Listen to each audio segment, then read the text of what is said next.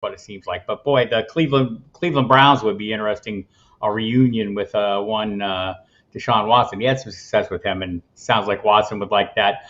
Jimmy Garoppolo, the latest reporting sounds like he will be ready to go. This according to Ian Rappaport of NFL Network. There's been a lot of angst about his foot issue, the contractual language that kind of makes it seem like uncertain that he'll play. Seems like the Raiders are pretty certain he will play.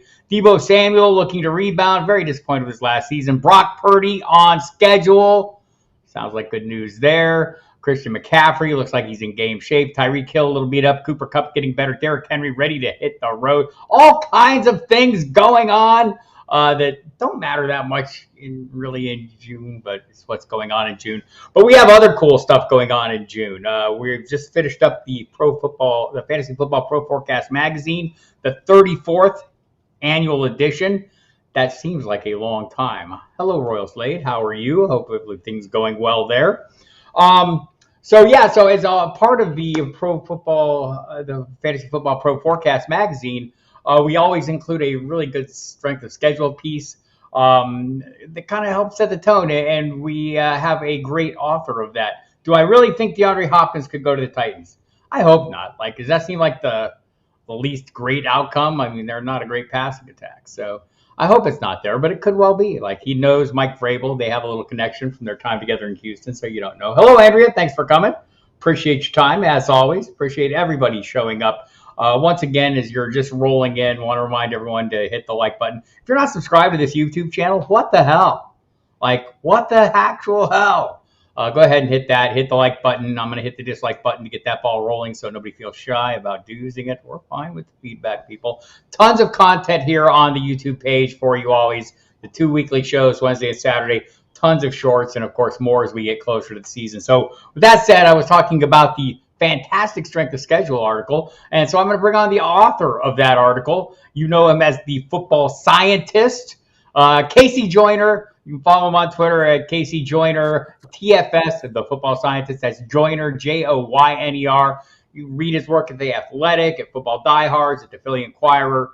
He does tons of work out there, formerly with ESPN. Has all just like a super advanced thinker in all these things, and love having him on. So, Casey, welcome. You are on the hot seat, sir. I hope you enjoy that. Yeah, it is feeling a bit warm in here, isn't it? There's no sweat rolling down our heads. That's always a good start. Just quickly, Brian wants to know when the magazines hit the stands. They generally start filtering out there at the end of this month, the first week of July, and then and we're working on the next round. So there will be more magazines coming. People stand by for that. Casey, just what in general, I think the strength of schedule is something we all pay a lot of attention to right now because the schedule came out and we're all looking for things to hang our hat on. How important, though, really is strength of schedule to you? Strength of schedule is a great tie-breaking element. Something I discussed in the beginning of the article. That strength of schedule, I had a fantasy expert years ago try and tell me that strength of schedule meant nothing and readers didn't care about it. I'm like, yeah, they do, and it does mean something. But I think he was thinking of the mindset that people put too much value on it. What I like to think of it as is if you've got two players in a similar tier, that if one player has a much greater schedule, much more favorable schedule than the other, that's the player you should go with. That's the type of tie-breaking element it could be good for. It can add value to a player if he's in a particular, as the article in that magazine notes, you could take a player from a low end, say RB2, to a mid to upper end RB2. It can take somebody and move them within a tier. You usually can't move them very much more than that, though. It's not a be all end all for things, but if you know what you're looking for and you're looking especially at the ends of it, where you're looking at people with really favorable schedules or really unfavorable schedules, that's where it has the most value. And that's interestingly how you've kind of broken down the article this year, which I think is fantastic. So we'll preview it a little bit, but you do kind of have the early, mid, and late season. Where is your point of emphasis when you're drafting?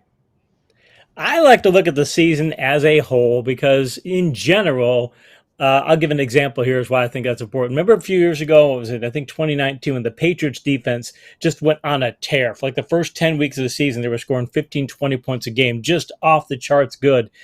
If you couldn't win to that season, the Patriots had a strength of schedule. It was clear their strength of schedule was likely to be really favorable. I would have never predicted they did what as well as they did, because that was a combination of great schedule and playing great defense both. But it was one of those things where you could see that value is sitting there. So I like to look over the course of the whole season. I am an advocate of sorts of looking at early season schedule strength as well. That's something that's pretty popular among fantasy football managers. And the article does break down the season strength of schedule into segments of weeks 1 through 5, 6 through 9, et cetera, all the way through the season. But in general, I'm going to pay attention to either the overall strength of schedule to look at the big differences between somebody with a really favorable and really unfavorable schedule, or the beginning of the season to see if somebody has a really favorable schedule so I can hope to get off to a good start.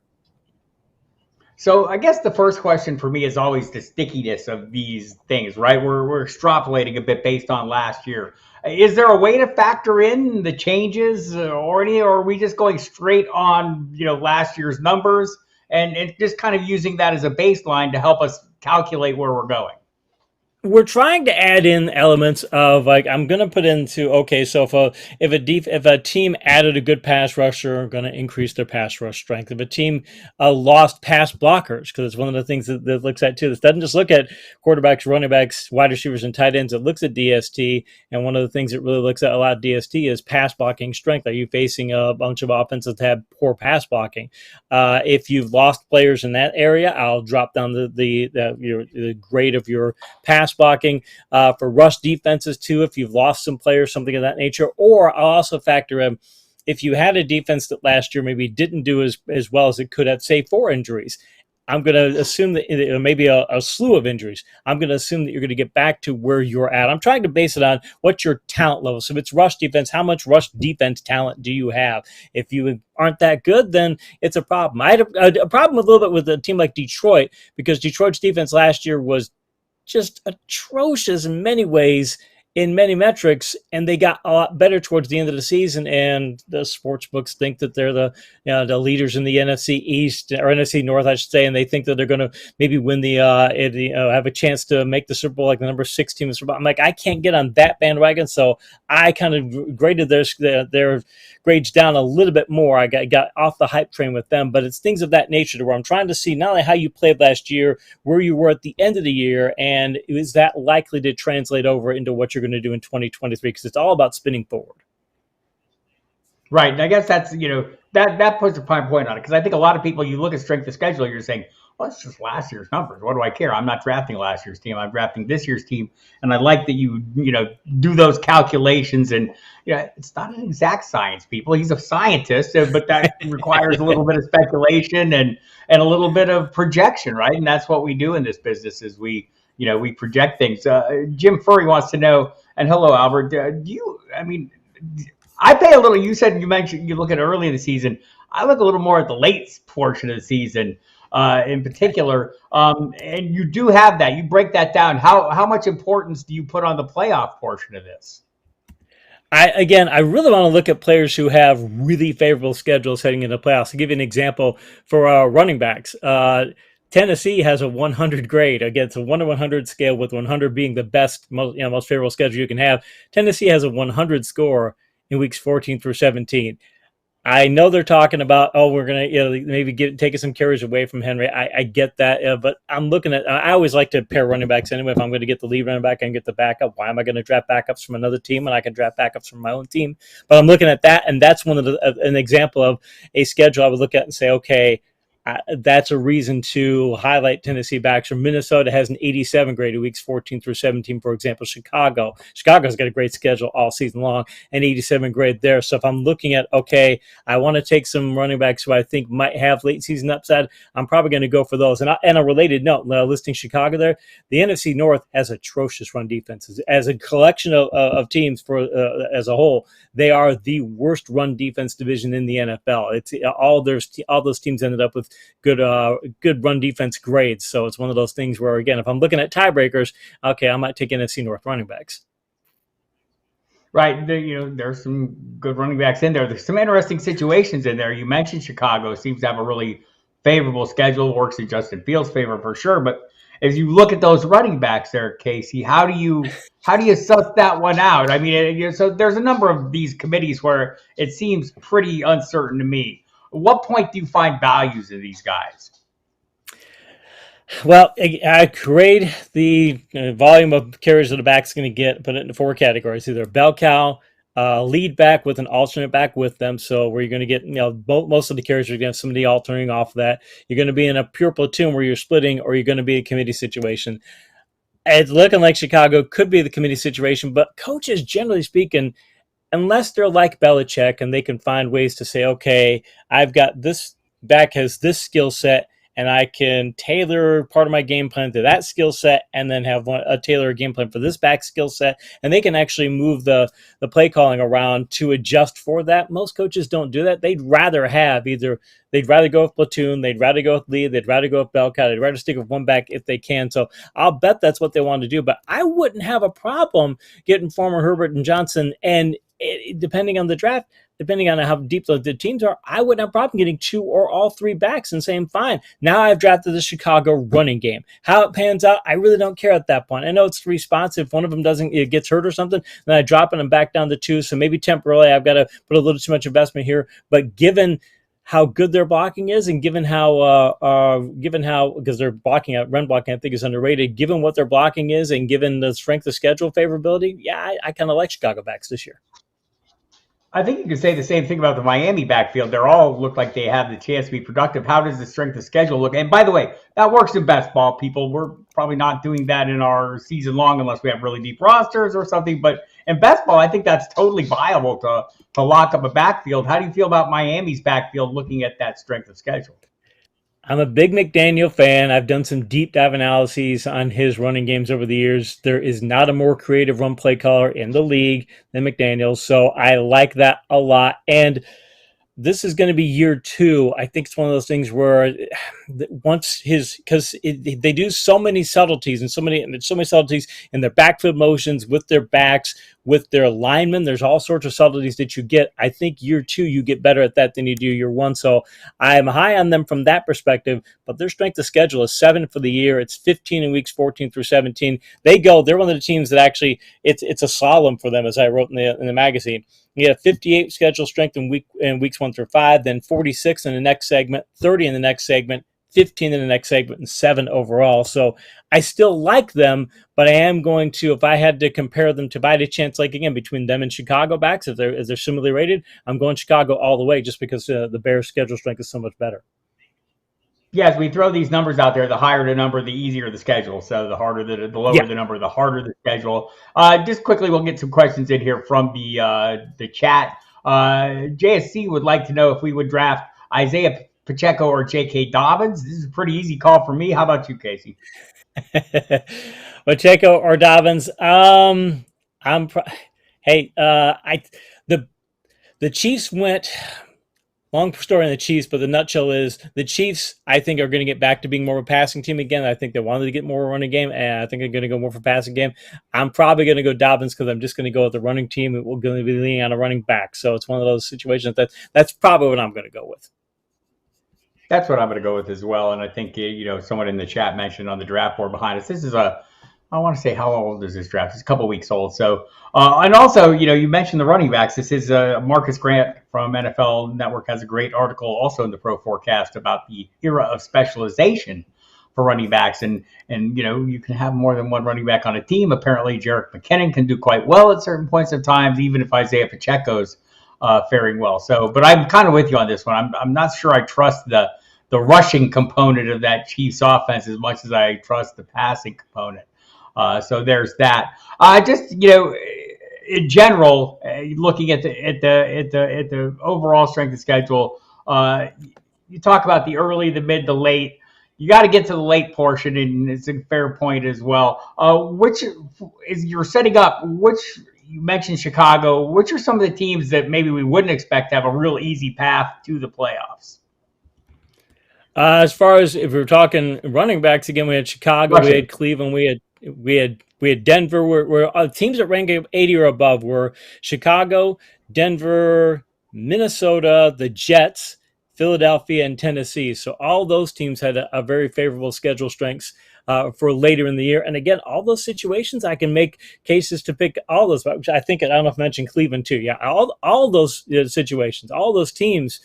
The Jets like to run the ball. The Eagles like to run the ball. The Vikings well, they're a high-scoring team, and they do like to lean on run some. Cleveland definitely wants to run the ball. Chicago wants to run the ball. I mean, this is one thing that's happened in the NFL over the past few years is that we had that golden age of quarterbacks, and passing numbers started to go up. And when you start looking at how numbers are now going along league-wide, teams are starting to lean back towards the running game. I'm not saying the NFL is becoming a running league again or anything of that nature, but they are going back in that direction, and that's something that I think is going to keep increasing running back values, and it's going to increase running back values in fantasy football. I've been saying for the past few years that we had zero running back for years, and that zero running back stuff, it was a moment in time where running back values were historically low, where they were as low as they'd been since the merger. And it's one of those things where that was now, but now they're getting back to where they were. So if you're in the mindset of a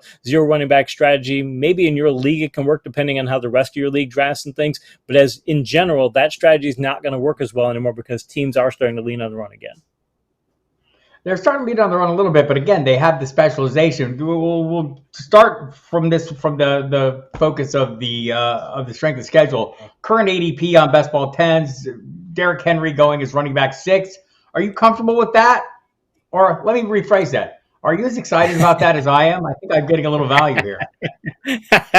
Yeah, if Derrick Henry, again, with that kind of late season schedule. And the thing about Henry over the past couple of years is that the Titans just seem to ignore the idea of him having any kind of workload issues. We could just keep funneling as many carries as we want through him, and you could do that to an extent, but he showed a couple of seasons ago when he had I think it was the ankle injury, and that cost him most of the second half of the year. They just were ignoring the idea that they had to do any kind of load management with them, and they kind of ignored it last year. And now I think they're in a situation where they're not going to have to ignore it as much anymore. I think now that they have Spears, I think they can, what the offensive coordinator is saying, they're trying to give him as many carries as he can handle. So that's nice. That's good and that may actually be a plus for Henry, because that's my big concern with him is that they're going to lean on him so much they could wear him out. If they're going to say, let me put it this way.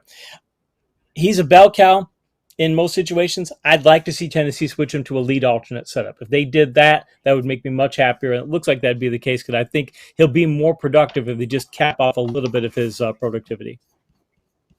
Right. No, I don't want any of that productivity cap. I wanted to maximize his abilities. And we do see that there are times when, addition by subtraction, right? I mean, you give somebody lighten their load a little bit, take a little pressure off them. It doesn't hurt. I don't know how much pressure I want taken off Derrick Henry. Nick Chubb's another guy. It seems like the passing attack is set up to take some pressure off him. I'm assuming, and you can disabuse me of this notion if you think, that we're going to get something closer to the Deshaun Watson we saw early in his career with the Houston Texans, where he was a top 5 quarterback. If that's the case, that's going to take a lot of heat off Nick Chubb and maybe open things up for him to some degree. Would you agree with that, to go with the strength of schedule? He's a tier 1 back to me. He's going to be, I do my blue, green, yellow, and all that ratings for my players. He's going to be blue. He's going to be upper tier blue. I love his upside. In fact, I was just doing some breakdowns of a Cleveland running game yesterday, and just as they were the year before, they are a well-coached running blocking team, and across the board, their backs, their tight ends, their receivers block well, considering positionally speaking. This is a team that coaches up blocking, and if you coach up blocking, you can make a lot of bigger plays. And they did it last year. They were struggling along with situations where they just didn't have the rest of the offense to firepower the running game. Now I think they're going to have it. I'm on the Nick Chubb bandwagon. I've got him probably as a top 4 back this year. I'm looking at I see the top 4 on Football Pros right now as McCaffrey, Eckler, Robinson, Taylor, and Barkley and Chubb. I can make a case for Chubb to keep up with any of those guys, and especially because if he does fall in the middle of round 1, if I have a choice of where I'm going to pick in a draft, I want to go mid 1 and take him there, because I can make a case to say maybe take him 2 or 3. I can make that case, but I'd rather take him at 6, and I think he'll fall to that in a lot of draft rooms.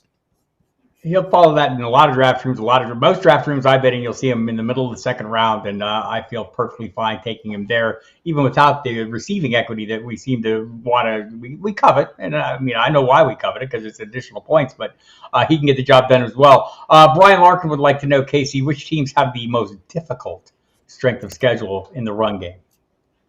In the run game, for difficulty in schedule in the running game, if you're looking at teams, let's say for 20 and below, so you're talking about 20%. Cincinnati's the worst at 1, which is that's tough for them. Means which again, remember the flip side of this: Cincinnati's going to be a 1 in the running game.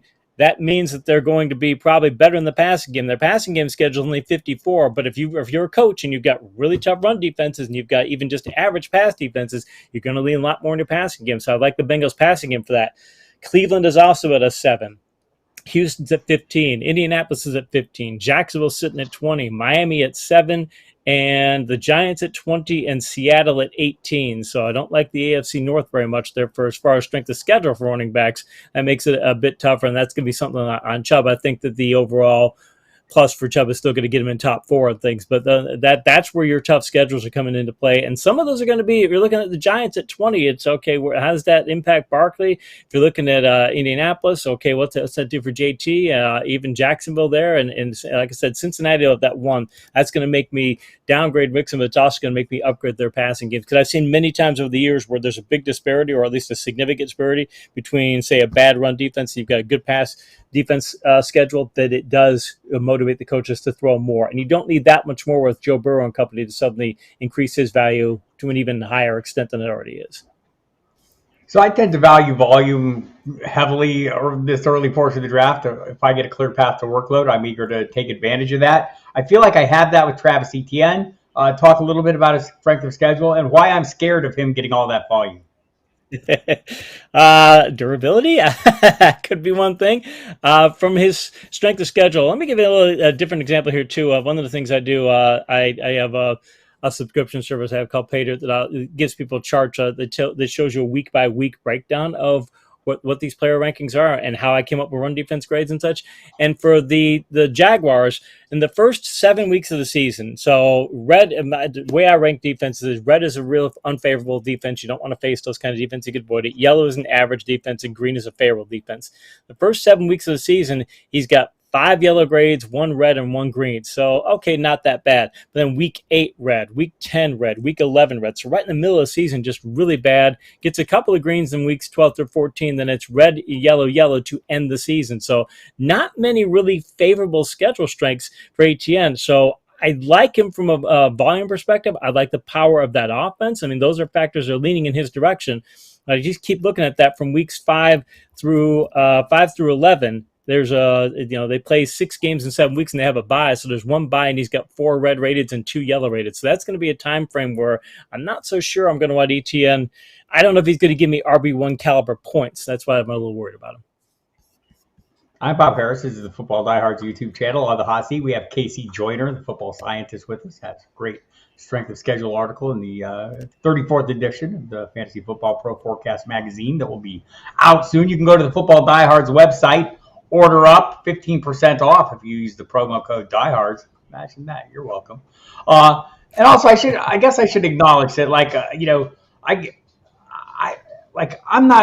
I'm not out on any player, right? I feel like I will draft anybody, and I've demonstrated I'm injury agnostic. I'm not caring about past injury history too much. Like there are probably exceptions to this, like every rule. But guys like Travis Etienne, there's players that I don't feel comfortable drafting. Certainly where they're going. If his price fell a lot, there are other players out there that I feel like I'm starting to get a little more comfortable. Javonte Williams, Alvin Kamara's price is dipping. Still haven't touched on him just yet. Need it to go a little lower, but I think Javonte Williams, I think he's down in the, getting him in the 6th, 7th round. I'm willing to maybe take a chance there. What are the players that you're avoiding or that you're feeling like are great values right now at the running back position? If I'm looking at players that I might be avoiding, again, as you say, it's not players. Are you going to avoid them entirely? That might not be the situation there. I'm not sure about the New England offense. Their strength of schedule for the season is 26. They don't have any real good strength of schedules during the season. I'm not very sold on an offense. That's really going to be where I'm going to have a lot of problems with teams, is because when I'm factoring in running backs, it's volume, it's quality run blocking, but it's also, are you getting goal line touches? Do you getting goal line volumes? Are you getting you're getting that type of carries? Is your offense any good? And if your offense isn't good, then I'm going to have problems with that. And because we're getting to the point to where we've got volumes of backs now, where we've got a good depth of backs league wide, that's helpful for you don't have to maybe stretch like you did a few years ago. So I'm not particularly caring too much for the Pittsburgh situation, Pittsburgh offensive situation. So that would be backs to where I'd be a little concerned about.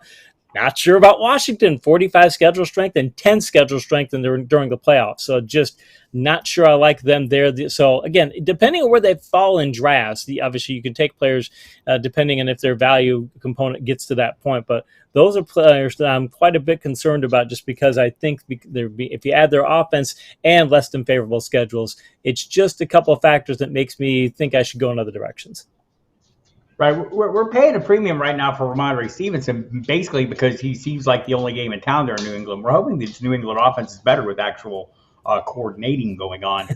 Something they didn't have all that much of last year. They do have that now, and so I'm a little enthusiastic about that. You mentioned good offenses. Quickly, though, Jim Free wants to know, do bye weeks, the timing of bye weeks and the overseas games, do those affect the SOS ranking for you? Bye weeks do. The overseas games, that's a tough one because I treat overseas games the way I treat Thursday night games. So if you see those games, you just don't know what you're going to get. I mean, we all know on Thursday night that sometimes they're going to be fired up and the teams will play well, and you can expect it. Say on Thanksgiving, you're not too worried about the Thursday night schedule or Thursday schedule, but for a lot of the rest of the season, you are. So I treat them that way. But as far as from a strength of schedule perspective, I didn't downgrade teams because it's just not something that I added into the factor of saying, hey, you've got that kind of a road game or that kind of Thursday games. Something I might consider doing in the future, but in this current incarnation, it's more on the strength of the more the talent of the roster than where they're playing. And by the way, Ryan in the chat says he seems like a beast. I think he means Ramondre Stevenson. I kind of agree with that. I mean, he looks plenty capable of handling this. So Mark Spafford has a good question. What running backs do you think will start off hot, Rachaad White or others? I'm going to go ahead and throw in somebody that I've been drafting a lot. I just drafted today. My good friend Lisa Ann running a bunch of best ball drafts on Fantrax, one a day for 30 days. Go check that out at Fantrax if you get a chance. Get in the lobby. You'll find those. But I think I got Rashad Penny in like round 10 or 11, I want to say, which to me, I mean, I think he might be a lock solid guy to open the season with a heavy workload. I know DeAndre Swift's there, but the Eagles as well as anybody. They're not targeting the receiving portion. They're not making great use of the receiving portion of those running backs' abilities. How do you think this plays out?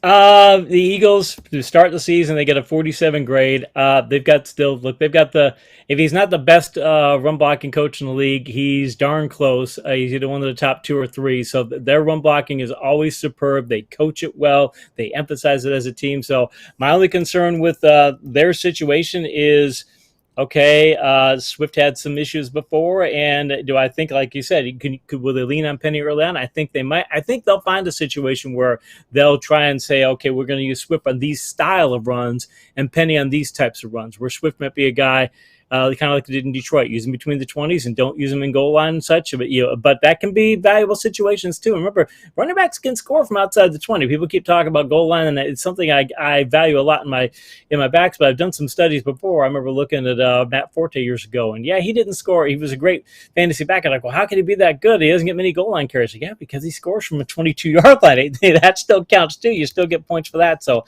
I like that situation from that perspective. Other teams that fare well early on as far as running backs for the first portions of the season, Atlanta has a 100 grade. Atlanta, a run-heavy team, a 100 grade to start the season, weeks 1 through 5, and run defense. That's really good. Detroit and Green Bay, again, those NFC North teams do well. Chicago is a 72. It doesn't rank quite as well as the other teams because their better strength of schedule comes late in the year, but it's still a really good start. Kansas City starts that way too. And Andy Reid will run the ball when he has certain situations. And during the first portion of the year, Kansas City starts the season with the 86 run defense strength of schedule grade in weeks 1 through 5, 85 in weeks 6 through 9. Drops off after that, but that's a first half strength of schedule where they might say, okay, we're going to go ahead and lean on the run a little more, and it might usually hear. And then as the season progresses, then they say, okay, now we got to pass more. Right, that makes sense. So we've kind of hit on the running game. By the way, if you have continued questions, go ahead and keep throwing them in the chat. I'll get to them as we go along. Let's look a little bit at the passing side of the equation. We'll start that with a question from Brian Larkin. Not counting Travis Kelce, which tight ends have the easiest strength of schedule? Which of the tight ends we're most interested in? Let's phrase it that way. Yeah. By the way, I will cover Kelsey just one thing. He has a 70 strength of schedule grade. That's not fair. It's not fair for somebody of his talent level to even have that good of a schedule. I mean, that's just that still makes you think he's going to be head and shoulders above everybody else. The strength of schedule, it kind of bunches in. Tight end was weird in that it kind of bunches in because you had Houston at 100, Green Bay at 98, and then it dropped down to 89 to Indianapolis, 85 to Chicago, 83 to Baltimore, and I forgot about New Orleans at 92. So how many great options are there? Don't know. Baltimore at 83, I like that a lot for Andrews. That's a good play there, but it's one of those things where I still think it's volume over everything else at tight end. The schedule strength is helpful, but that's about where it is. You got those teams there, and there are some candidates there, but I'm still not. Tight end is still one of those things where it's either you get the top three, you just wait and find the next guy. So there's some tight ends out. Like everyone's really keen on T.J. Hawkinson. Let's talk about the Minnesota passing attack in general. I mean, they've added another piece. They had pieces before. Like Adam Thielen was a heavily targeted piece. KJ Osborne was heavily targeted last year. T.J. Hawkinson and Justin Jefferson, you'll all be surprised to learn, also heavily targeted. They threw the ball 64% of the time, KC. So what are our expectations for T.J. Hawkinson and the pieces around him? Not named Justin Jefferson, because we know what we expect for him. Yeah. The thing about Minnesota, the thing I'm most concerned about for Minnesota is last year they were the best team in the league in shootout games. That's where each team scores 24 or more points. And they could do great in that. If they couldn't get you, the other team, to get into a shootout game, they wouldn't do anywhere near as well. Their schedule was not good, very, very good at all in that situation. And I don't think that they're going to respond to that by saying, hey, you know what? We only gotten 11 shootout games this year. Let's see if we can make it 17. That's just not how you're going to approach it. I think they're going to try and protect things and scale things back. So I have a concern about their entire offense because I think they're going to want to essentially protect their defense by trying to scale things back and not be quite so aggressive. I have a big concern about Hawkinson too. Love the talent, love the fit in the offense. Weeks 6 through 12. There's no bye weeks in here. 6 through 12. You're talking a 7-game stretch. 5 red-rated defenses that he faces as far as tight end coverage. 2 greens in there too, but then they got a bye in week 13. So I'm talking week 6 through 13, maybe 2 really good games, and the rest of the games he's facing really tough schedules. Not saying that he'd be on draft or anything like that, but just if I'm factoring that in as compared to other people, it's okay. I might have a midseason slump there with him, and then he has one green in week 16 after that. But there's only 4 or 5 greens on this schedule entirely, and one of those is week 18, which doesn't count. So I'm talking 4 green-rated matchups on the schedule, and a lot of them are, outside of that stretch, there's not many. So I think he'll do very well this year. I can't see him I can't see him as an upset play to say I would try and take him in a later round and hope, hey, maybe he'll overtake Kelsey or something of that nature. If the schedule is different, I might make a different assessment there, but not in this case. Yeah, I was investing heavily in Hawkinson early on in best balls. I think I've switched a little bit. If I'm going high, I'm going maybe more towards Mark Andrews. Also, though, I'm starting to get a little more confidence in the possibility or the likelihood, it seems now, that Brock Purdy's going to be ready, if not week 1, pretty damn early on into the season. This is great news for George Kittle, no? George Kittle. I like a Freudian slip there. George Kelsey. George. Can you imagine that? That would be well, here's something we may have find a Kelsey, George Kelsey, or at least George Kittle looking like Kelsey from weeks 10 through 15. You're talking a 6-game stretch there. 5 green rated matchups and 1 yellow rated matchup. Wow. I mean, for that stretch of the season, you take somebody like Kittle and put them up against that kind of a schedule. And again, things might change. So maybe it goes from 5 green rateds to 4 green rateds. But maybe one of the yellow rated ones turns into a green rated target as well. He has 2 green rated matchups in the first 4 weeks of the season. He has a couple of red rated matchups. And 5 and 6, he's got red rated matchups. And he doesn't see another red rated matchup till 16 and 17. So a bit of a concern about what it would be during the playoffs, because there's the Ravens and the Commanders. I would think the Ravens would still have a strong defense. In fact, both those teams will probably do well there. So maybe a little concerned about him during the playoff run, but I'd like him as my tight end all the way up to that. And then that'd be a nice problem to have. Let's put it that way. If he can give you that kind of production the rest of the season, you have to figure out through those 2 weeks. Okay, you can deal with that. Are there some tight ends you're targeting? There's some popular guys that I think we're all targeting as maybe rising stars, whether it's Chigo Okonkwo. I think the Foster Moreau arrival in New Orleans kind of slows my roll on Juwan Johnson, but also, kind of an emerging talent. David Njoku, I think people are still pretty much in on. Maybe we're overlooking Cole Kmet a little bit. Seems to be going very late for a guy with high volume. Any of these players that are outside that top 3 or 4, maybe 5 tight ends that you really like at the position? Yeah, Komet would be a guy out of that group there. Komet would be somebody definitely 85 schedule overall, 95 in the last in the playoff run, 73 during the first 5 weeks of the season. I think they want to diversify their offense some. He blocks well enough for a tight end, but I think they'd like to utilize him in more of a. Let's put it this way: he's he's a good enough pass catcher to where if you're Chicago and you're trying to diversify the offense, I know they got Mooney and Claypool and more, but that also gives you the capability to utilize him in a variety of different ways. He doesn't have to take over one of those roles. You can slot him in to say, okay, I've got these players who could do these things. Now I can find the place where I want to fit him with. He's got some creative coaching too. So between the schedule, the volume, I think he'll get should be good enough for a tight end. Again, he got some competition there, and he's not going to have to be a go-to guy. So defenses are not going to be able to concentrate as much on him because they got to worry about the improved receiving core. Yeah, he's a guy. If I'm again. Tight ends taking one of the top 3 potentially. Okay, go with those guys. Maybe go with Kittle. Other than that, I'm waiting and waiting. And if I can wait and get, if in that situation I could get him later, or I can get him as a backup tight end pretty late in the draft, yeah, I'm very comfortable with that. And so looking at the receivers in particular, let's talk about the Rams receivers, or should I say receiver? Because, Cooper Kupp's the only guy getting drafted. Maybe that shouldn't be the case. You tell me. Cooper Kupp talking this week that, he's been away from the OTAs, birth of a child, not like anything, but coming off the ankle issue. He says the goal is to be 100% by the start of the season. I have no reason to believe he won't be. I'm drafting him like he will be. He is my wide receiver 1 this year going in. I look back to last season and see that weekly, that weekly average, scoring average looks pretty good to me, and I have a little more faith in Matthew Stafford going into this season than last. So where are you at on him in terms of the strength of schedule and his own abilities? I like the talent, obviously, but I do have a concern that he's been injured just a little too frequently for my taste. Stafford, okay, he has some injury issues as well. And the strength of schedule, he's one of those guys, again, people talk about it being, okay, he's matchup proof. Sure, he's matchup proof. I'm never going to sit Cooper Kupp in any kind of a situation. But I look at the Rams coverage situation, they've got a 9 strength of schedule for their wide receivers over the course of the season. And it's one of those situations where, okay, yeah, again, I'm not going to not draft him I'm not going to not draft him because of that. I'm like, oh, yeah, but if I've got a choice between him and, say, Jamar Chase, the Bengals have a 45 strength of schedule score. They have a 93 in weeks 14 through 17. And I just like Chase's schedule a whole lot more. So I'm having to pick between those two. I'm probably going to take Chase over Kupp. So I'll probably get Justin, Chase, and then Kupp as the top. If I'm going to list out the top 3, that's probably how it's going to go.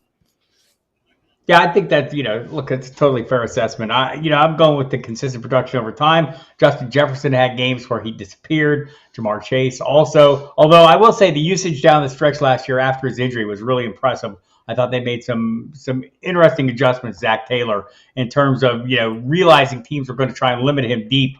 They started using him a little bit more in shorter and more intermediate routes, and he was still phenomenal and still capable of making big plays because, well, he's Jamar Chase, people. That matters. Yeah. Joe Hebert has an interesting question. How does weather in locations like Cleveland and Chicago affect passing SOS, if at all? Weather's one of those things. I take the Belichick approach to weather where he says only in very... Belichick really blows off the value of weather, and he says that only in really stark situations are you going to really adjust for it. So I really don't account for it very much because you just don't know. If the Farmer's Almanac was very accurate, if I could count on that kind of accuracy over the course of the season, I might do it. But since I can't, I kind of just rule it out. So I'll go ahead and do, if anyone has not caught my rants on the pregame show on SiriusXM Fantasy Sports Radio every Sunday for the last 10 years plus. Football's a winter sport. It's played in inclement weather, always has been. That's kind of the idea. Points are scored. I realize it's not ideal, but it's relative for both teams. I try not to overplay it. So I think, and it's also, you're Royal Slate. I only consider weather for kickers. I think that's pretty fair. But again, it's kind of like strength of schedule itself. It's kind of a tiebreaker. And I think your point is well taken. If we had accurate, or a little more accurate idea, I mean, it's just so unknowable this early in the season. But man, don't get too caught up into it. I like to leverage it to my advantage in daily games during the season where people are maybe not buying into a player that everyone should be buying into. I can go back to a number of years ago, one of the first FanDuel big money contests in Vegas. My buddy Travis Spieth won, and he had a whole bunch of people in that Philadelphia-Detroit game that was played in about 8 feet of snow. So, Yeah. Again, it's not ideal, right? Not pretending that it's great. And there are certain wind conditions where maybe I want to dial back on quarterbacks, right? But if it's gusts, I'm not going to get that worried. If it's a strong wind, 20, 25 miles an hour, I'm not going to probably bail on a passing attack wholesale. I'm going to probably look at my options pretty carefully. But yeah, it's a winter game, and I'm gonna play it like that. JSE, I feel strength of schedule is important to keep an eye on, but wouldn't really rely solely on it because there are some players you're drafting no matter what, and others not so much. That's exactly right. And I think that's what if you missed the top of the program, we've basically laid it out. It's kind of a hair splitter. It's and also it's very good in season as you can make the adjustments, right? It's like you're working from a baseline of SOS going in. Then as the season goes on, and you can kind of adjust for how teams are actually performing. Some teams outperform, some teams underperform, and you can start dialing that in. But yeah, it's a useful tool when used properly, like all tools. Funny you imagine that. The tools being useful when best used as planned. And so I do think the focus goes a little heavy this time of year because schedule is what we get, right? Oh, here's the thing. We can start tearing this apart. We're like a bunch of people with a Rubik cubes habit, and that's our latest cube, right? And we start twisting it around and doing things. In another month, it'll be training camp, and we'll all be looking at, how many reps everybody's getting. And hell, we may do that with mini camps right now. How do you put all these things in perspective?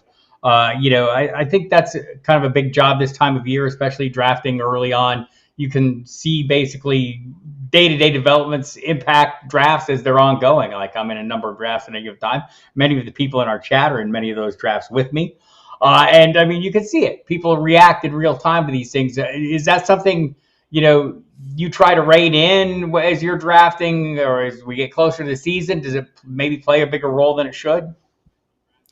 When I'm looking at preseason stuff, I always think of Franco Harris. Franco Harris said that if he had to if the Pittsburgh coaches would have had to judge his performance during the preseason and training camp during his entire career, he probably would have never made the Pittsburgh Steelers roster because he was the sort of guy who he did this well before Le'Veon Bell. Even when he played during games, he always looked for the right hole to hit. He didn't just pound his way in. There was a thinking man's back, and he just thought, why am I going to waste all my energies during preseason? Bud Grant did the same thing with his teams, and they didn't do that. So I think it's on a team-by-team situational basis where some teams are just not going to emphasize all this stuff in the offseason. So if you see them acting a particular way, you don't have to think much of it. They go, okay, well, this back isn't getting very much. They're just trying to rest people. They're going to be smart with them. A lot of coaches are getting to be that way. But I really want to pay attention to certain situations to where either how certain teams are handling it or certain situations. I would love to see teams on a totally unrelated note. I would love to see them start to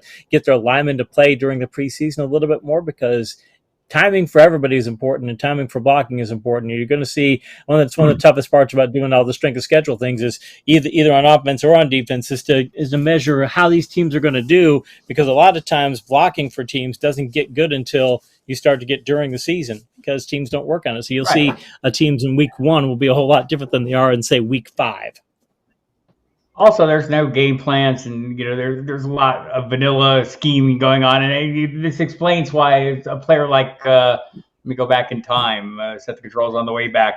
Travis Jervey, when he I think when he was with Atlanta, he averaged like over 10 yards a carry in the preseason. Why? He ran like a 4.4, and they just let him race the ball around the corner, and nobody could tackle him. So I mean, that's kind of a preseason issue, right? I mean, there's guys that you're not going to normally see in regular games, and they're doing things they're not going to do in normal games. So that makes it a little tough, but you can overreact to those things. Be cautious, people. JSC, this is obvious. You wouldn't start anybody over Patrick Mahomes at quarterback, even no matter what. There's players that are matchup proof. There are, just like there are receivers who are quarterback proof. I mean, all these things we work in, and it's kind of accounted for. By the way, the article, you'll love it. It's in the Fantasy Football Pro Forecast. Go to FootballDiehards.com. You can order it. It'll be delivered right to you, or you'll see it in the newsstands. It's everywhere. 34th year. Use the promo code Diehards at the website to get a 15% discount. I want to talk about a couple things here that I know right now on Sirius, we're doing an all-time fantasy draft. It's kind of fun. By the way, if you have questions, keep putting them in the chat. I'll get to them. We're kind of doing this all-time, fantasy draft, which I think it's interesting and fun to talk about, putting a little historic, spin on things.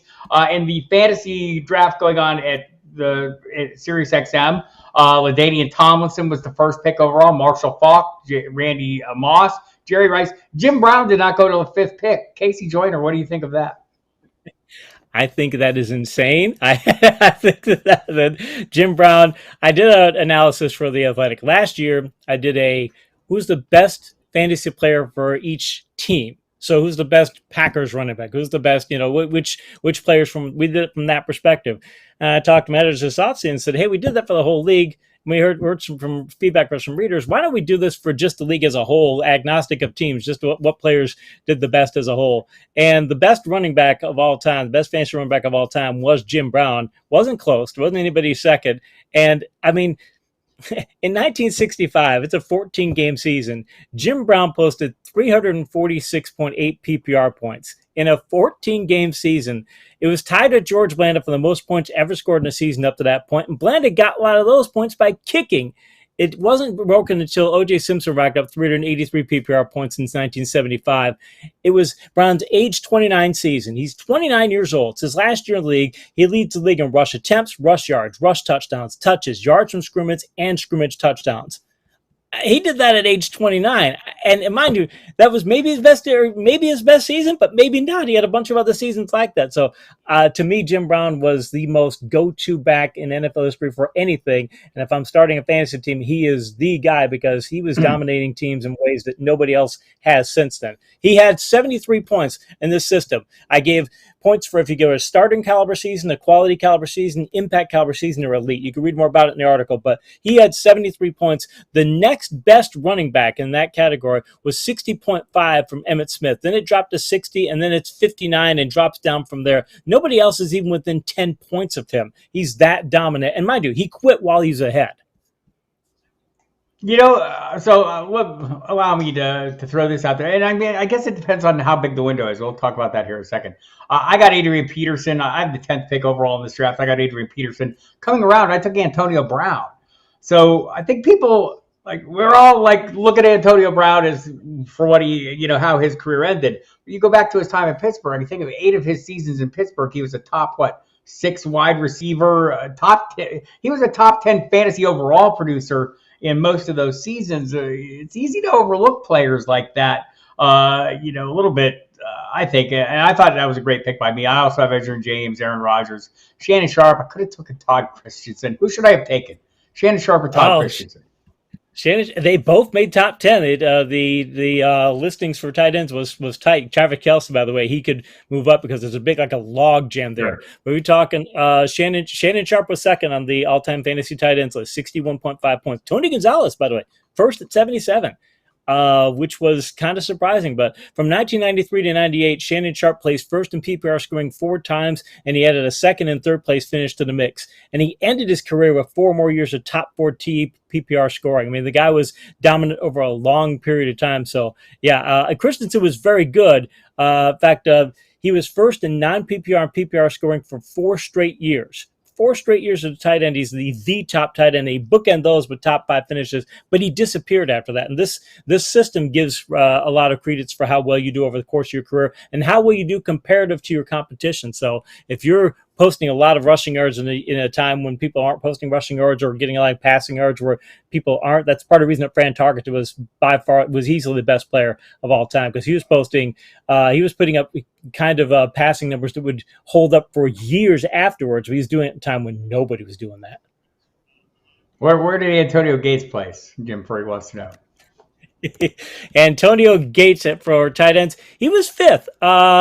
Reading what it said here, he ranked first in 2004 in non-PPR and second in PPR scoring in his sophomore season. He had 2 straight years as a top tight end in non-PPR and PPR scoring, and he didn't leave the top 4 in scoring until 2011. His problem, though, he got 25 starter points, which is good. I mean, you basically get, if you are a PPR and a non-PPR, if you're one of the top, you're a starter at your position, you're basically going to get 2 points. So he got good there. He had 11 quality points, but he only had 4.5 impact points and 4 elite points. So he ended up being a really good starter for a time, but like Shannon Sharp had 10 elite points and 13.5 impact points, and Gonzalez had 15 impact points and 10 elite points. So that was where Gates was really good, but he just didn't quite post the elite numbers compared to some other tight ends. It's science, people. What would you expect from the football scientist? Joe Aberg channeling his inner Emmitt Smith with the "you can't change a tiger's spots" comment. JSC only half kiddingly wants to know what the KC stands for. Kansas City? No, it doesn't stand for anything, does it? It stands just for KC. Am I wrong? It is my initials. They are the first 2 letters of my first name. I'll put it this way: the K is Keith. And when I started in this industry, it was going to be Keith Joyner. The H and the J, they trip over each other. They trip over each other big time. So I'm like, you know what? I can't have that. And since my middle initial is C, I said, I'm going to KC instead of Keith. It works for me. Which defenses will be the toughest against the run and pass of this season? The toughest against the run and pass this season, a lot of factors go into that, because it's not just if you're looking at what defenses are very good against the run, or because you've got situations where if you've got offenses that are trying to protect their defenses, you can get different situations like that. But the defenses that have red ratings in my system, there's only 6: Baltimore, Buffalo, the Patriots, the Steelers, the 49ers, and Titans.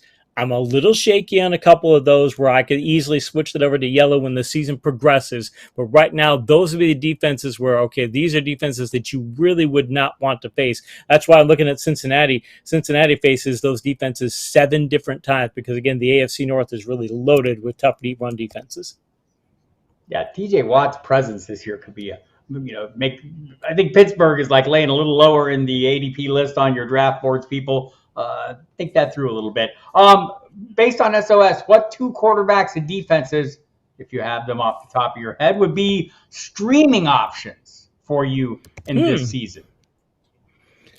Quarterbacks, and if I'm looking at streaming options, I hesitate to say this one because I don't know how he's going to pan out, but Green Bay's got a 94 quarterback ranking, scored 94 weeks 1 through 5, 100 in weeks 14 through 17, 43 and 69 in the other 2 segments. Hey, he's a guy of Jordan Love. Okay, count me on the Jordan Love bandwagon from that perspective. For other defenses, I'm looking at those. I mean, New Orleans is going to be a criminally underrated defense. They have 100 overall score DST points, 83 in weeks 1 through 5, then 90, 19 in weeks 10 to 13, but then 81. So they're dominant in 3 of the 4 season segments. I think this is and plus none of that, as far as pass defense, or as far as interception points, fireworks points, all the other categories where I measure, I don't think they're facing very many offense. They're going to be able to put many points up against them. They're going to get good pass rushing. They're a DST that if I'm stuck having to pick a DST outside of the top ones, they're one I'm definitely going to consider, because I think if they're not going to be a defense you could start the season with, you're going to want to stream them very early on. Interesting stuff. By the way, Brian Larkin appreciates the love for Gino Cappelletti. The historic thing is so much of it is, there's personal feelings with players. I mean, I was filling in for Michael Fabiano on the Fantasy Dirt program when his pick was up at one point, Lindsey Rhodes, and I was trying to coerce her into taking O.J. Simpson, who I think probably would have gone much higher, except for the obvious reason he's a murderer. Right. So, how we view these players in hindsight is very interesting. And that's part of where they go. Right. Is how we view them in these historical contexts. So interesting there. We talked JSC. You probably missed it, Ramondre Stevenson, but I'll go ahead and throw it out there. His current ADP, he's going very high. I haven't been entirely comfortable paying the price. I want to say he is running back 14 now, though. He's dropped a little bit. I think that's a pretty fair price. If I'm getting him in the 3rd round, And by the way, Tony Pollard's down at 13 as well. Brees Hall ahead of them, and this is the last month of best ball 10s. So just to put a little context on that, how do you feel about those spots? I'm really worried about Pollard because I keep thinking back to what the Dallas running backs coach said last year. Late during the season, he's quoted as saying, "Yeah, we're managing his workload. We've been managing his workload because we don't think he can handle a larger workload. That's why we don't make him a bell cow or a lead back." He didn't say it exactly like that, but it's essentially what he said. We've been managing his workload, and it's like, during the season you're talking about managing his workload, that you're responding to comments saying this. I'm thinking, wow, you might try and go into the season and say you can give him more workload, but I'm running back's always been in the mindset that if you haven't shown that you can be a bell cow, the team can try and make you one, but if the minute you get banged up at running back, it's another Belichick thing. He always wants healthy running backs. He doesn't want his running backs banged up. Not all running backs can handle all the wear and tear, and coaches know this. Because the minute a running back starts to get wear and tear and his productivity starts to drop a bit, your running game's dead in the water, because it doesn't matter how good a blocking you give him. If he's too banged up, he can't do anything with it. So it's one of those things where I'm worried about Pollard being able to get as many carries as people think he's going to get, and if he's not going to be, if he's a platoon back, if he's like borderline between lead and platoon, I want those guys as my RB2, not my RB1 in most cases. So I'm really worried about Pollard from that perspective. Prediction time. Dalvin Cook. Where's he going to play? That's a tough one. Where's KC Joyner's ideal landing spot if he does not play in Minnesota? Dolphins.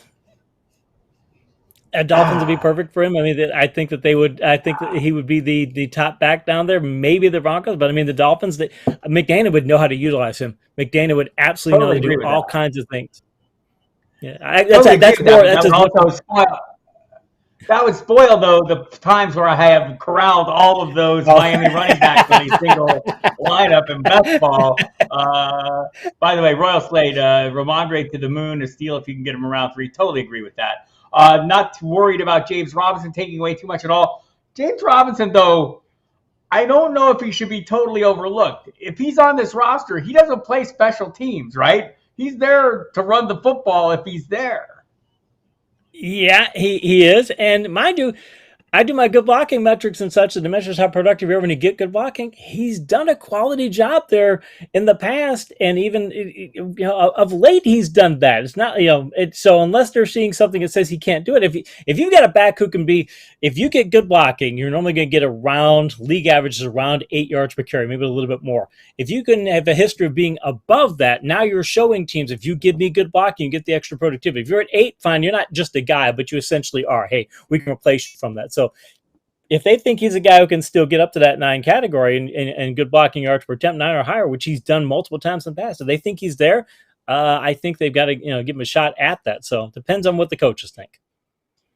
All right, I agree. But by the way, I don't care who else is there. Ramondre in round 3 to me is a bargain. We'll have to figure out the futures of Ezekiel Elliott and Leonard Fournette at some other time. Ezekiel Elliott sounds like he is still possibly landing in Dallas. That's what brought up to mind the landing spots with Tony Pollard. They don't want to give him the full workload. It seems like it would be wise to have a capable between the tackles component.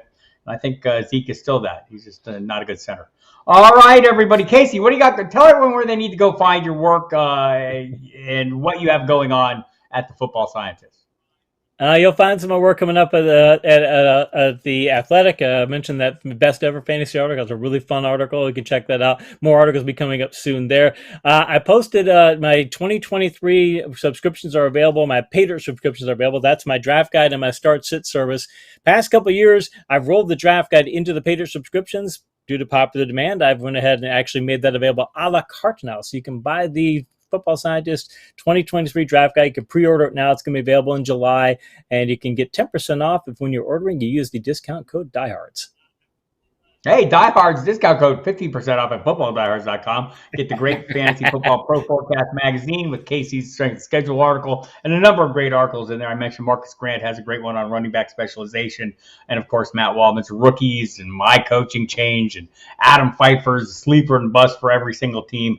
Tons of great content. Brad Cruz's auction work. Boy, so much in there. Offensive line pieces, the IDP, the great Gary Davenport. Tons of strategy and from him, and of course the Masters Forecast Experts Bowl. Man, can't be beat. Go check it out. Thanks everyone for coming. Thanks Royal. Thanks JSC. Thanks Andrea. Appreciate everyone coming. Brian, Joe, all the comments, and we'll be back Saturday noon Eastern time right here on the Football Diehards YouTube channel. I'm Bob Harris.